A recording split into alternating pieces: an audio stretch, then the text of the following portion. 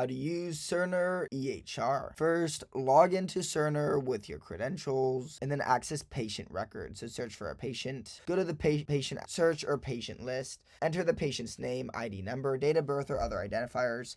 Open up the patient's charts. From the search results, select the patient you need and their chart will load. Then navigate to the patient's chart. So this will give you an overview of their basic information, client documentation like progress notes, diagnoses, and orders. The documentation section may also include lab results.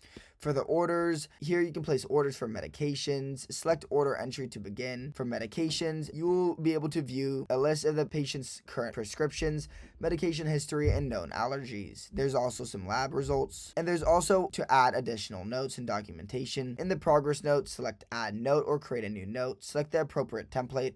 Fill in your observations, findings, and a plan of care. Use any pre-built templates or smart phases. Use voice recognition, which is optional, and then save your work. Then review and submit your orders, so enter your orders. Go to your order entry section. You can choose from medications, procedures, tests, and referrals. Do order verification, and then track your orders. Then just save your progress and then log out. If this helped you, subscribe, but for now, goodbye.